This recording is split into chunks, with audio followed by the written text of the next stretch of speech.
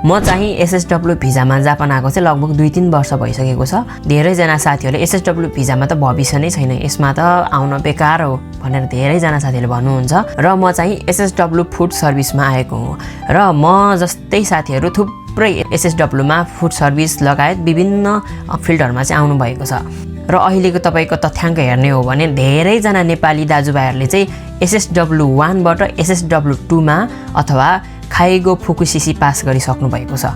हेर्नुस् है, SSW मा आएर भविष्य छैन भन्ने साथीहरूको लागि यो चाहिँ मुतोड जवाफ हो है।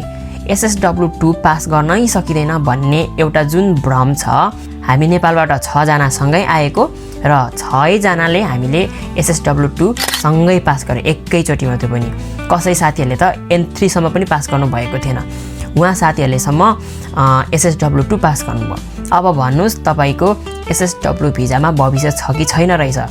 अब SSW 2 मा चेन्ज गरिसकेपछि के हुन्छ त भनेर भन्दाखेरि जापानमा लङ टर्म बसिरहनु भएको छ अथवा गिजिङको भिजामा विभिन्न सिउसकु गरेर बसिरहनु भएको छ, उहाँहरूको जुन भिजासँग तुलना गर्ने हो भने मलाई चाहिँ अझ राम्रो लाग्छ के SSW को।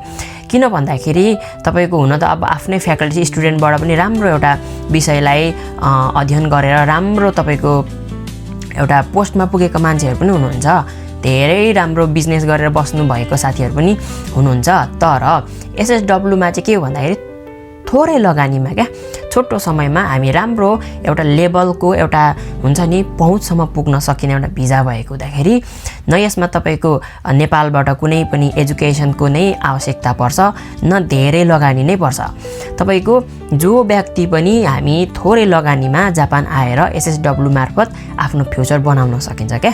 त्यो हुँदाखेरि अन्य भिजाहरूलाई यो राम्रो यो त्यो नराम्रो भनेर भन्नु भन्दाखेरि पनि म SSW मा आएको हुँदाखेरि SSW कै भिजालाई राम्रो भन्न खोजेको होइन, तर वास्तविकता एकदमै क्लियर छ क्या।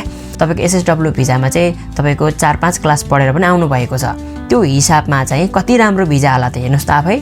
तपाईको 1 वर्षभित्रमा लगभग आइसक्नु भएको छ, 6-7 महिनामा एक्जाम पास गर्ने र 1 वर्षसम्ममा सबै कुराहरू प्रोसेसहरू कम्प्लिट गरेर जापान आउने साथीहरू पनि हुनुहुन्छ। अब भन्नुस् त कति राम्रो रहेछ। तपाईको 5 वर्षसम्म मात्रै काम गर्न चाहनुहुन्छ भने SSW 1 मा नै काम गरे भयो। अब फ्युचरलाई सोचेर तपाईहरु काम गर्न चाहनुहुन्छ भने SSW 2 अथवा खाइगो फुकुसी गर्न सक्नुहुन्छ। अब चाहिँ 2026 बाट चाहिँ SSW अथवा स्टुडेन्ट कुक भिजा या अन्य ट्रेनिङ भिजाहरुमा कुनमा आउँ भनेर तपाईहरुले मलाई क्वेशन गर्नुहुन्छ भने म चाहिँ SSW मा नै आउन रिकमेन्ड चाहिँ गर्छु।